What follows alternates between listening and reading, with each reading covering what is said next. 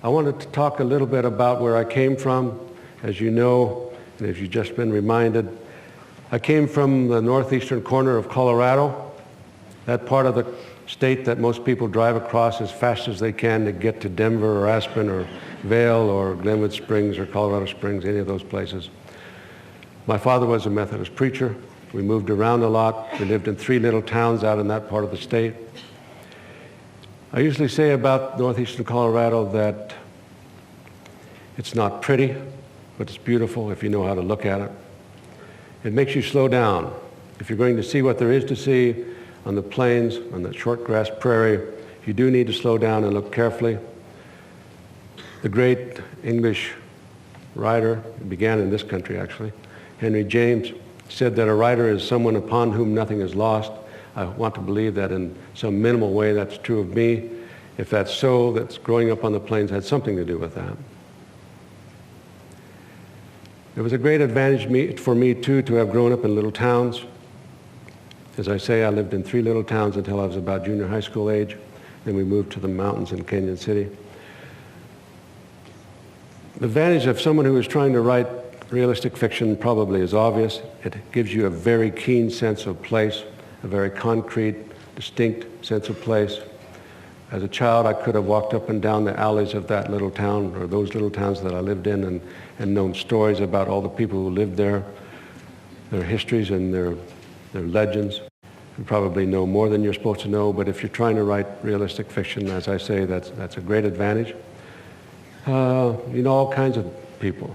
You know whose dogs are running loose. You know whose bicycle is parked in front of the donut shop. You know whose pickup is parked where it doesn't belong. You know the town mayor, the village idiot, and the town drunk, and it's probably the same person. No offense.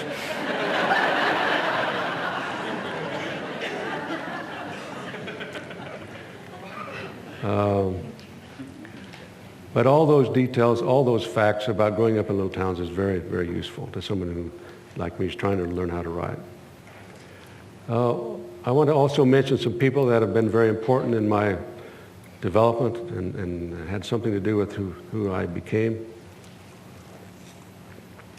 Preeminently, my parents. My dad grew up on a homestead in the Badlands of North Dakota, out in the west part of that state. If you know that part of the state, you know it's stark and difficult. My grandfather emigrated from Germany in the 1880s. He was 11. He was the oldest of the kids that came over. He homesteaded out there. There were 13 kids in my father's family. My dad was in the middle of those 13 kids. They lived so far out of town that my grandfather hired a school teacher just for the Haruf family. My dad, after he had gone to 8th grade, wanted to go on to high school, but my grandfather was not so sure about that, so my dad went to 8th grade twice, waiting for his father to make up his mind to allow him to go on to high school. He boarded with an old widow woman, chopped wood and shoveled snow, went to high school in Dickinson, North Dakota, and then went on to college and eventually on to seminary. So he had come a very long way by the time he finished his formal education from where he had come from. My mom grew up in south central South Dakota on a sheep ranch near the Rosebud Indian Reservation. That's why the pregnant teenage girl, Victoria Rubidoux, has that as a last name. My grandfather rented land from an Indian family whose last name was Rubidoux, so I use that out of affection for that detail in my family's history. My parents were great readers. They read books all the time. I think my mom read more fiction than my dad would have. I doubt if he read much fiction at all. But I remember seeing them read continuously. My mom read stories to us as we went on family vacations to South Dakota. I remember one of the stories she read was Mari Sandos's great book, Old Jules. That had an influence on me, certainly. And also my father was a great storyteller. Some of my best memories are sitting around the dinner table after supper, listening to him tell stories, especially if we had company. And the stories that he told that mattered the most to me were those stories that he told about his childhood growing up in North Dakota. So it does not surprise me, I suppose, that I grew up to be someone who wanted to read books and to tell stories because that's what I thought adults did. And so I'm hopeful that all of you have grown up in families who have read books and told stories. Certainly those things seem important to me. I also want to mention several other people that were important in my childhood. One of them was a fifth grade school teacher that I had whose name was Miss Keene. I refer to her in this book in a kind of a oblique way, but she's at least mentioned in this book. And again, I mean that as a kind of tribute to her. She was an extraordinary woman. She was tall. She was rather homely, rather horse-faced, but she was extraordinarily attractive in terms of her intellectual and spiritual makeup. She had been a journalist in London during the Blitz in World War II and told us stories about that. She trusted us, even as young as we were, with those kinds of stories. She encouraged us to work at our own pace, and she encouraged us to write stories and to write poems. And one of the poems I wrote for Miss Keene was so good that I still remember it. And I'm going to recite it right now. And you may well want to take notes. The poem goes like this. Daniel Boone shot a raccoon in a lagoon in the month of June. You can see that at the age of 10, I was already trying to figure out how to be specific about time and place and character.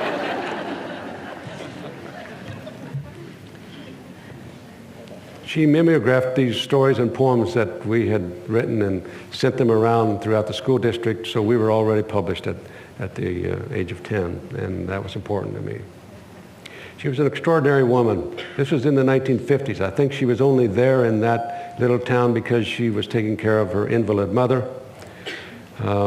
After she had finished teaching there for 2 or 3 years, she went on to teach in one of the black colleges in the South. So she was way ahead of where this country was, generally speaking, in terms of civil rights. Then when I went off to college, I came here to Nebraska Wesleyan, and I had in mind to become a biology teacher until I got into Harold Hall's American literature classes.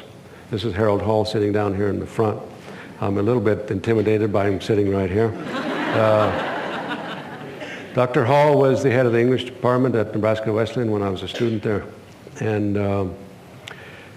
in his classes, I began to read Faulkner and Hemingway for the first time in my life. I had read a great deal prior to that, but not those two giants in American literature. And I was so stunned, I was so shocked by what they could do on the page that I've never gotten over that shock and don't want to.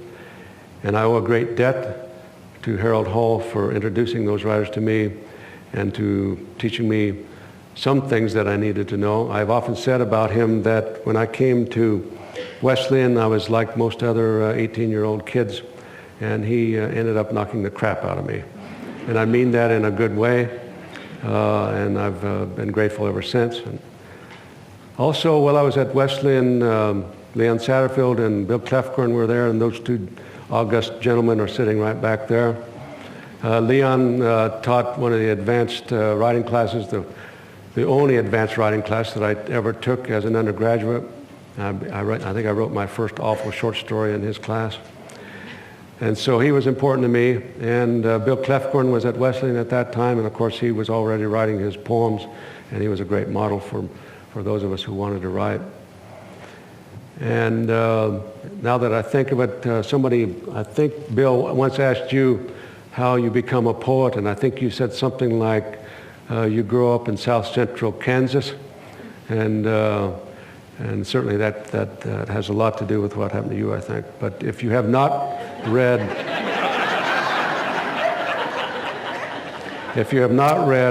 Bill's poems or his memoir, I urge you to do that tonight.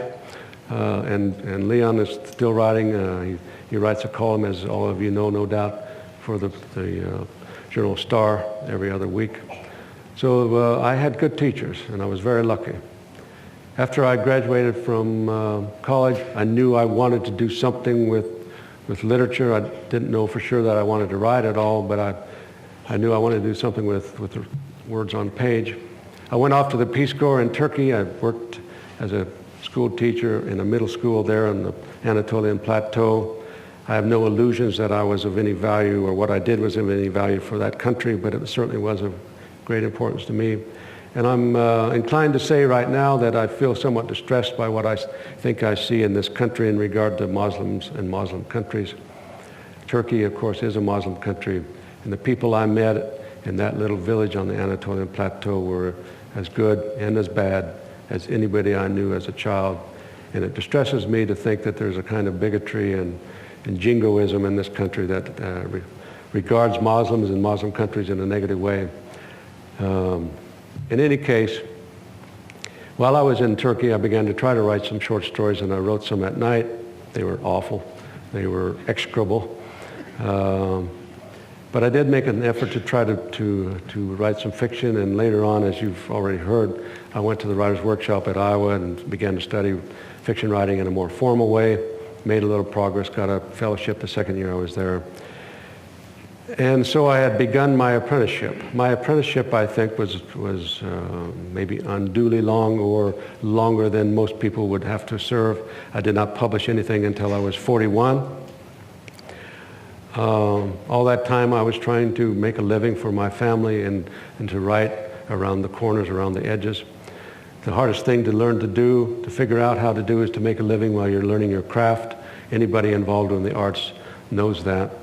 The great Canadian writer Alice Munro has written very interestingly about the trouble she had in trying to find time to write fiction.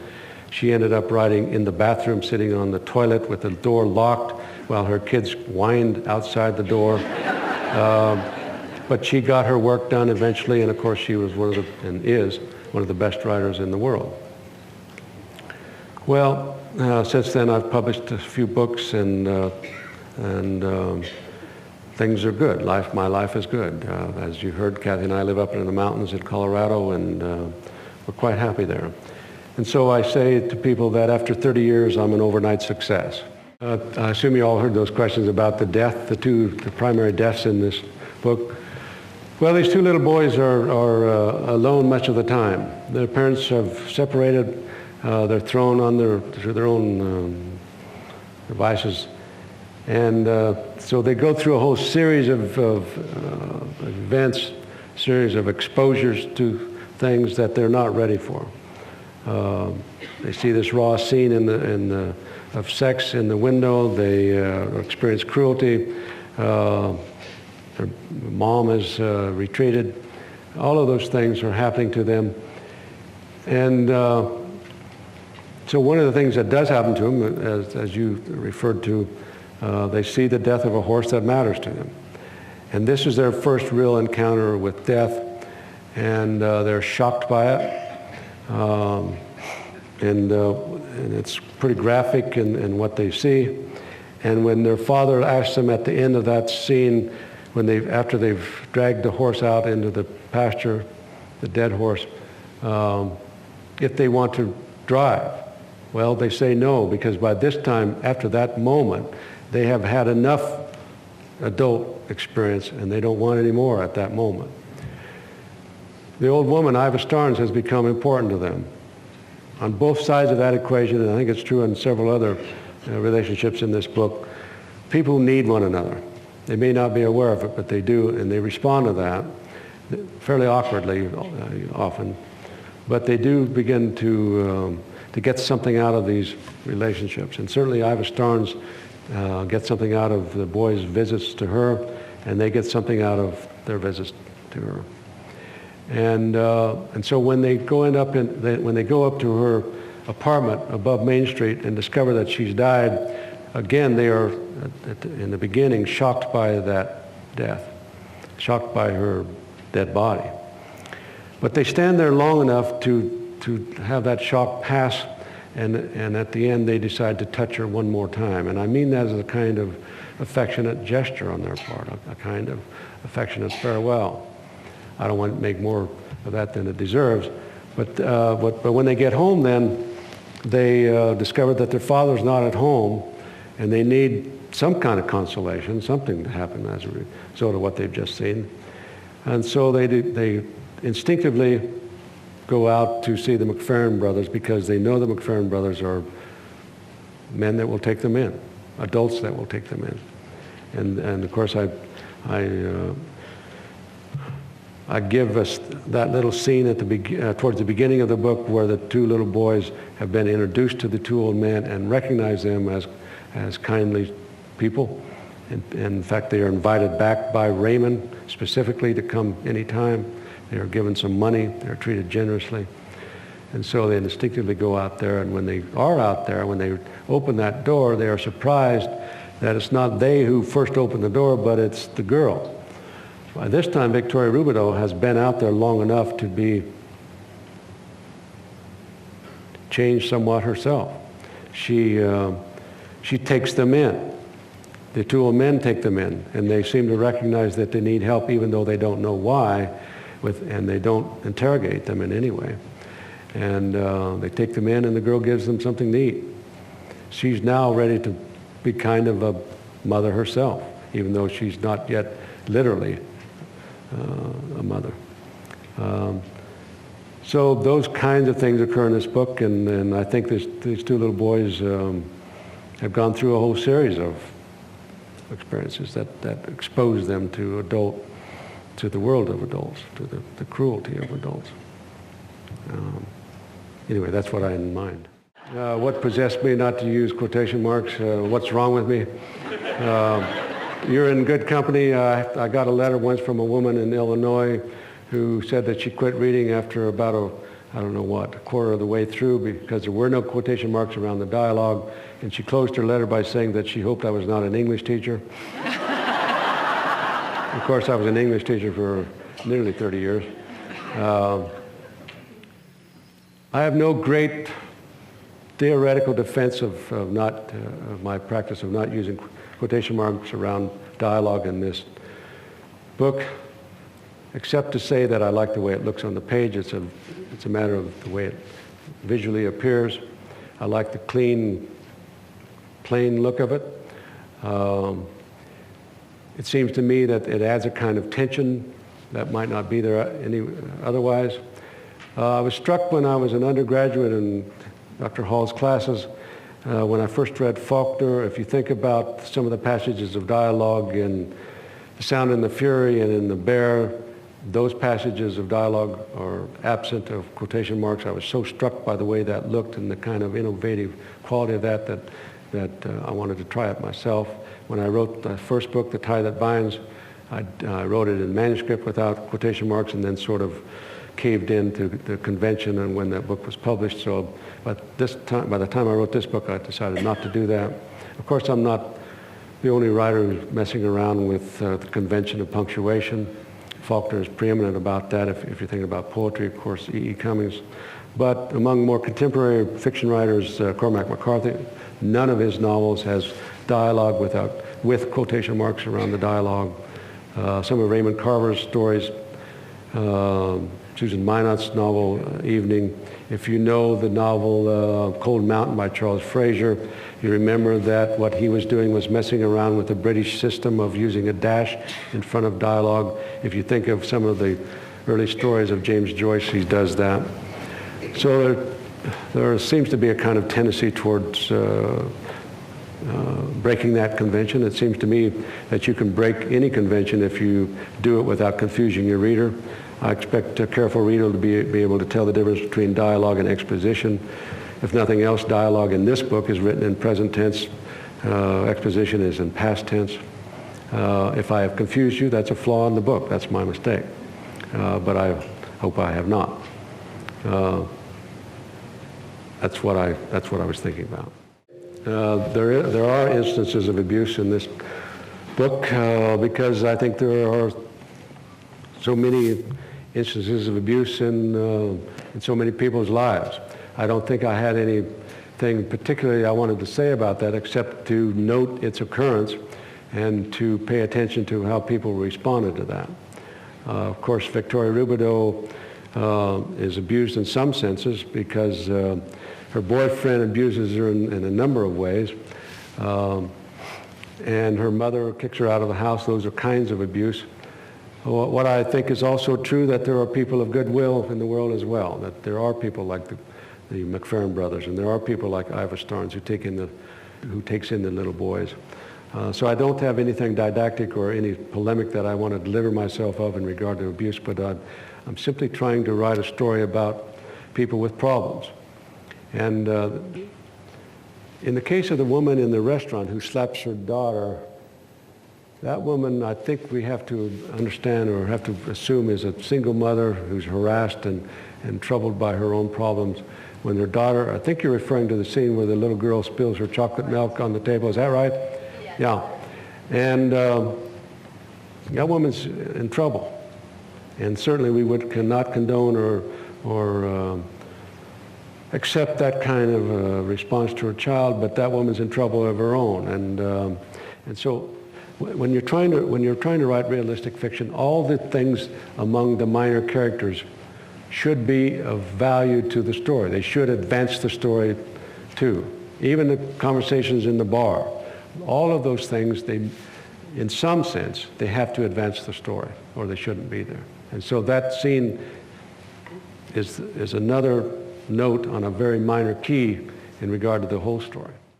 You're asking if Holt is a fictitious town? Yes. It's an amalgam probably of the towns that I know, little towns. I've named the streets for my own purposes. I've made it the county seat.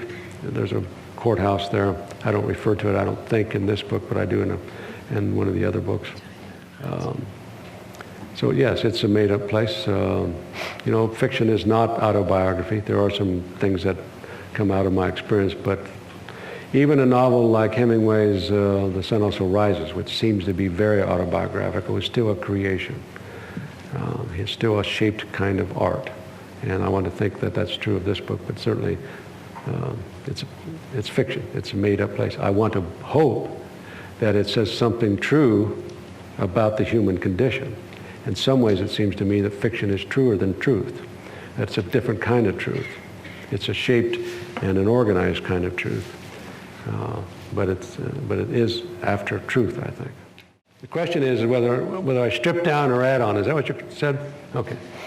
And in terms of the process of writing.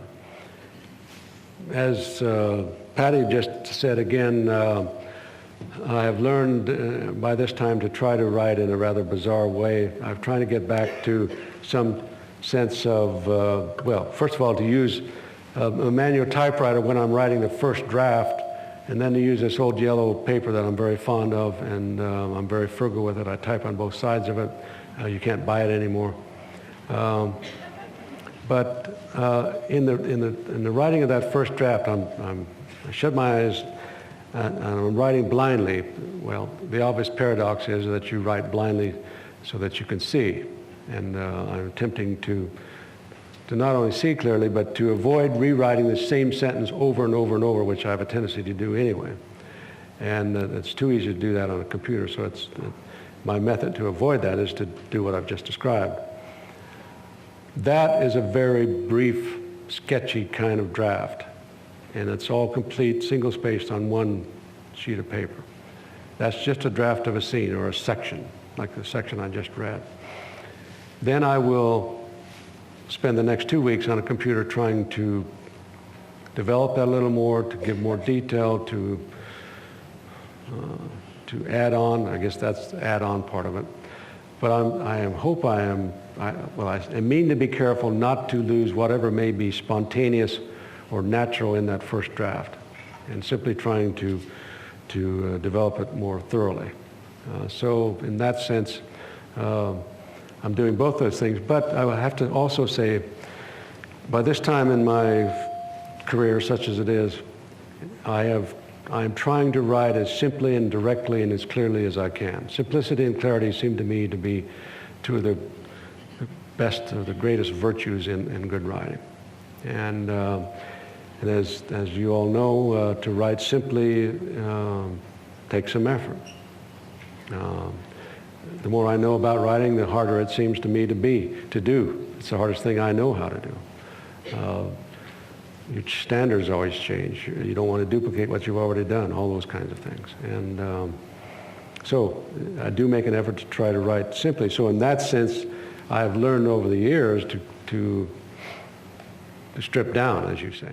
Not mention Orthodox religion in any way in this book, but I want to contend that there are aspects of this book which are spiritual and religious as any Orthodox faith might recognize. Let me give you an example.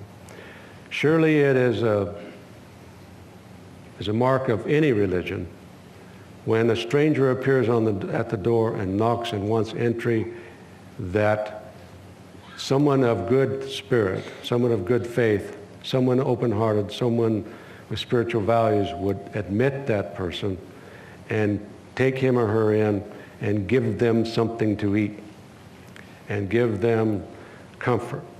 I believe Jesus himself said something to the effect that if you have done it unto the least of these, you've done it unto me. And I mean that act as a spiritual act. Victoria is kicked out by her mother. She wants back into that house, but she doesn't get in there. She goes to Maggie Jones and she is taken in. Maggie Jones keeps her as long as she can, and then she is taken in by the two old brothers. The two little boys are taken in by Ivor Starnes, and so on. Those seem to me to be spiritual moments, spiritual acts in regard to this book.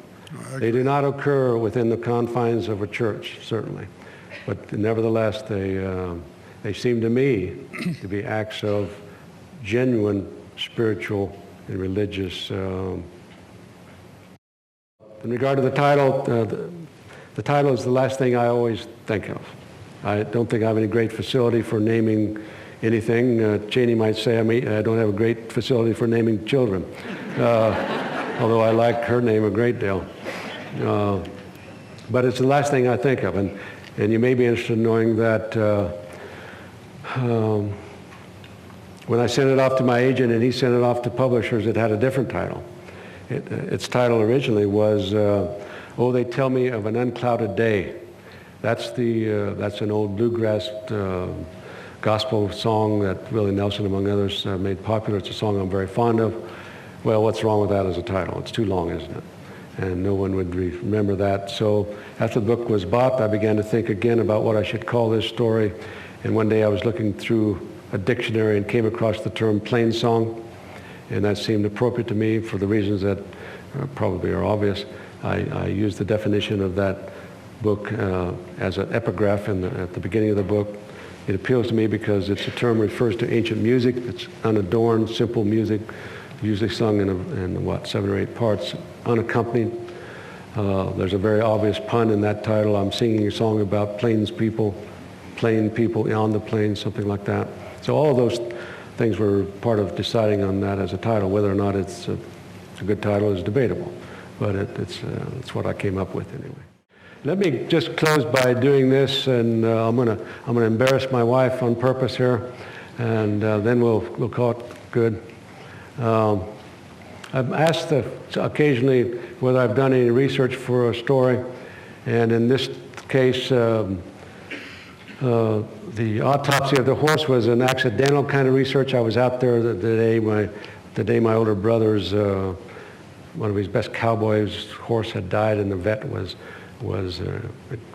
opening it up to see why it had died. But in the case of Victoria Rubidoux, on the day that she has to go to the doctor to have a prenatal exam, I needed some factual information about that, and I've not been pregnant recently. So I had to have something specific about that. So I persuaded Kathy, and she was quite willing actually, to allow me to go with her to her GYN appointment. And so we were both in the room when the doctor was examining her, and she had her feet up in the stirrups, and I was sitting right beside with my notebook out and my pen. And paid close attention to what they were doing. And when they were done, I asked the doctor what he was thinking about and why he did what he did and when he did it. And I also asked him what he would have done had she been a 17-year-old girl and what he would have said to her. And so I took all that down. And of course, once you've got that information, then you've got to make a scene out of it. You've got to dramatize it. You've got to make it engaging. You've got to invent dialogue. And I tried to do all of that. But as a way of closing, let me say that I owe a great deal to my wife, and not least that scene. Thank you. Thank you all for coming out. What